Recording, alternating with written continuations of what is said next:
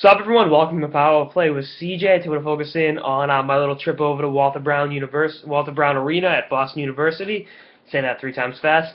To catch BU take on the Team USA WJC team, and amazing game. You know, obviously the US getting the big win. Noah Hannafin and Jack Eichel, BU's own, looking great. BU rocking some fresh old school unis. And just some amazing hockey, and I had some great, if you saw the Twitter account, some amazing seats.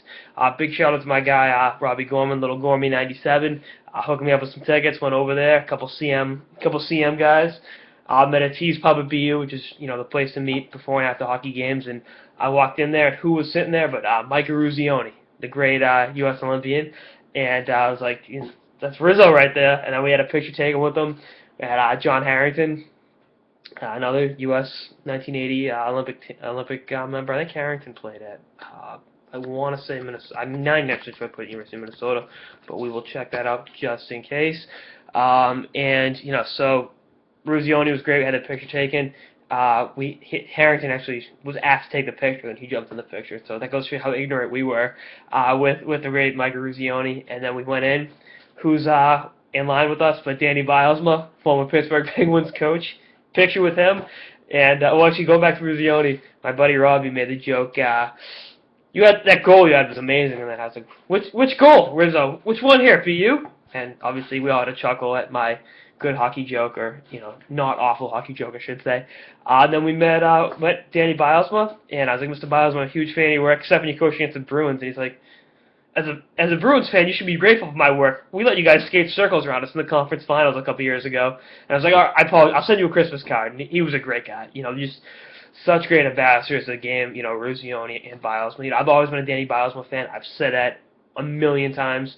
To have such great sense of humor like that was awesome. For a guy that just lost his job as a head coach in the National Hockey League, to still be, such a great, ambassador and, great person to deal with is awesome, and that's that it doesn't get any better. Harrington played at Minnesota Duluth. I knew it was the U or Duluth, so that's neither here nor there. And he actually did play on the 1984 Olympic team. He's the only member to play on both teams. And for what it's worth, the 1984 team may have had more talent than the 1980 team. That's neither here nor there. But at the game itself, Eichel, Snipe City, Hannafin, nice goal. Really impressed with Sonny Milano, stick handle, and Chase Delio from La Mirada, California. Really played a great game. Portland Winterhawk forward. I was pissed Austin Matthews wasn't playing, but I've had the chance to see him and Zach Werenski play early in the season. So, not getting a viewing of them sucked. But out of all the players out there, Eichel was the best. It doesn't take a hockey expert to say that. Those guys. He's just such a great player. He's playing a different game than everyone else, and to see him out there was awesome. It's good to see Brandon Carlo have a good game. A couple of days after coming on the power play, play a good game for the Team USA against the Terriers.